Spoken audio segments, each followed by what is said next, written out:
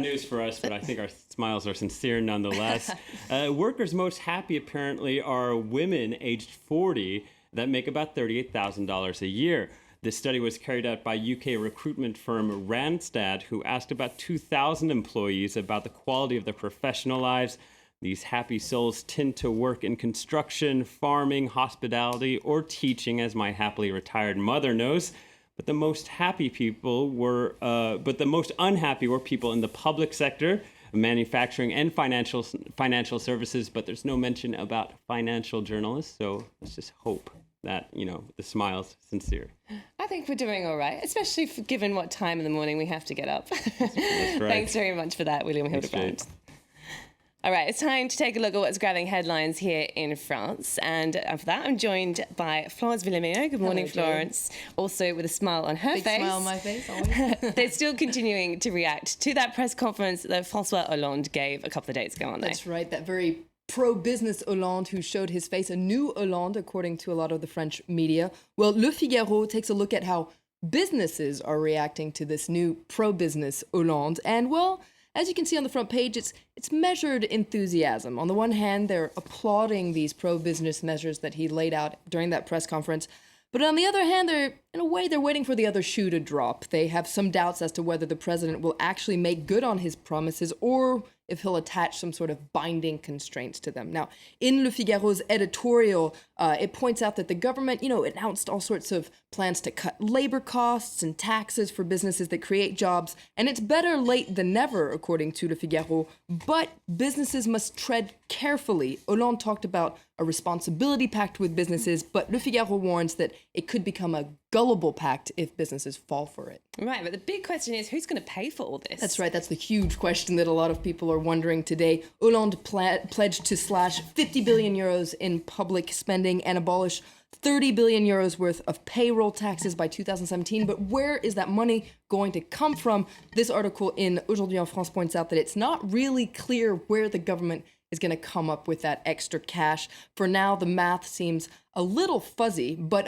La Croix, which is the Christian paper, actually does the math for the government this morning. That's nice of them, and points out how can the government save 50 billion euros? Well, it takes a look at where the government could slash some of its public spending. It says it would be possible, but it's going to be tough. Now, L'Opinion, which is the pro-business paper, also takes a look at the mysteries around what it calls this New Deal that Hollande has put forward. And it points out that the president has insisted that he's a social democrat, but L'Opinion wonders, could he actually be a social acrobat, announcing all sorts of sparkling reforms that make everyone happy, but in the end, that are way too good to be true.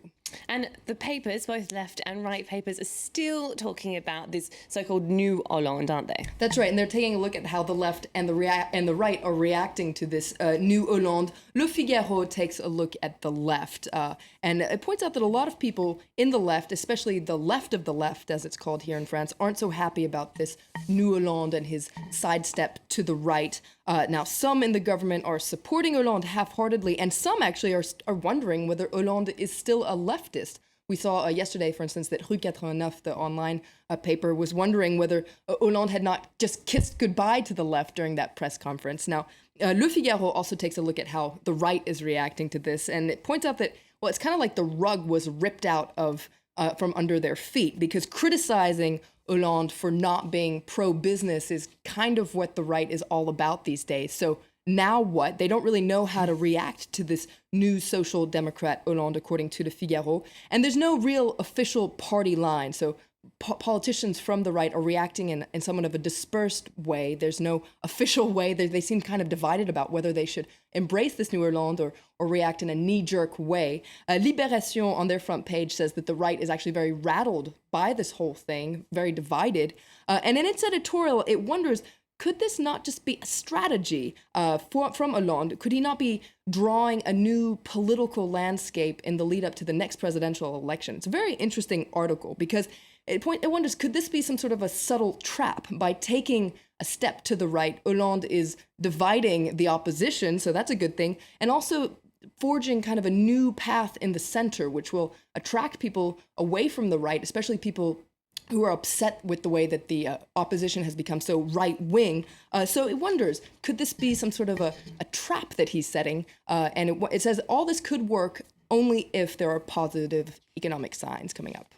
A clever tactic, perhaps, but he is still facing some uphill battles, isn't he? That's right, especially as to the economy, and that's on the front page of Les Echos, so the business paper. Hollande is acting like the new best friend for businesses, but as you can read, the clock is ticking for many businesses, according to Les Echos. 2013 was a black year for businesses. There were a lot of bankruptcies. Over 63,000 businesses threw in the towel last year, and 60,000 are expected to declare bankruptcy this year. So some 270,000 jobs are on the line. And it's in this very black economic context that Hollande showed his new face. And well, this is where people are going to wonder, is this new Hollande, this new social democrat, is he going to be able to make things work? It's crunch time, isn't it?